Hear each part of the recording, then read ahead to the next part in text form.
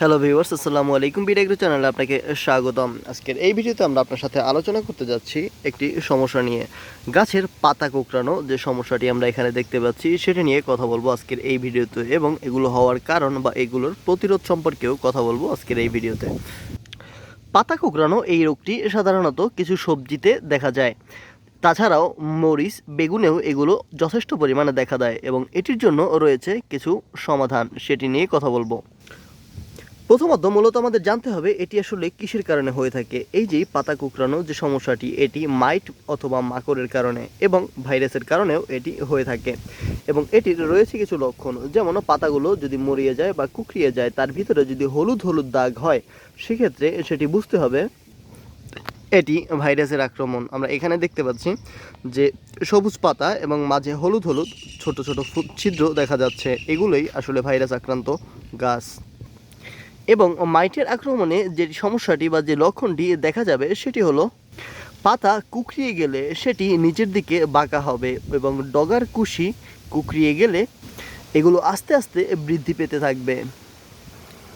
আমরা এই গাছে, এটি একটি বেগুন গাছ, এবং এই গাছে আমরা এটি দেখতে পাচ্ছি এটি সাধারণত ভাইরাসজনিত, এবং এখানে রয়েছে মাইটের আক্রমণও। তো সেক্ষেত্রে যে ধরনের ব্যবস্থা আপনাকে গ্রহণ করতে হবে, প্রতিরোধের চেয়ে প্রথমত আপনাকে প্রতিকারটি দেখতে হবে। সুতরাং এর প্রতিকারের জন্য মাইটের আক্রমণ হলে ভার্টিমেক প্রতি লিটার পানিতে 8 থেকে 10 ফোঁটা করে দিতে পারেন, এবং এভাবে এটি স্প্রে করে দিলে এটির সমস্যা সমাধান হবে। আপনি যদি প্রাথমিকভাবে এটি দেখেন, সেক্ষেত্রে এই স্প্রেটি ব্যবহার করতে পারেন, কারণ প্রতিরোধের চেয়ে প্রতিকারটাই সর্বোত্তম। এই স্প্রেটা প্রথম দিন করার পরবর্তীতে 3 থেকে 4 দিন পর আবার স্প্রে করবেন, তাতে এই সমস্যাটি সমাধান হয়ে যাবে। স্প্রে করার আগে যে কুঁকড়ানোর যে ডগাগুলো রয়েছে সেগুলো কেটে ফেলতে হবে। তবে মাইটের আক্রমণের পূর্বেই এটি ইকোম্যাক ব্যবহার করতে পারেন, যেটি 15 দিন পর পর স্প্রে করলে সবচেয়ে ভালো হয়। এছাড়াও পেগাসাস, ওমাইট ইত্যাদি মাইটিসাইড ব্যবহার করতে পারেন। আমার জানা মতে ভার্টিমেকটা সবচেয়ে ভালো হয় মাইট দমনের জন্য। এখন চলুন ভাইরাস প্রতিকার নিয়ে। নিয়মিত পর্যবেক্ষণ করতে হবে, এবং প্রথমত যদি এটি দেখেন সেক্ষেত্রে এই পাতাগুলো ছাঁটাই করে দিতে হবে। যদি সম্পূর্ণ গাছেই এটি হয়ে থাকে তবে সেই গাছটি উঠিয়ে ফেলতে হবে, কারণ এটি অন্য সব গাছের জন্য হুমকি স্বরূপ।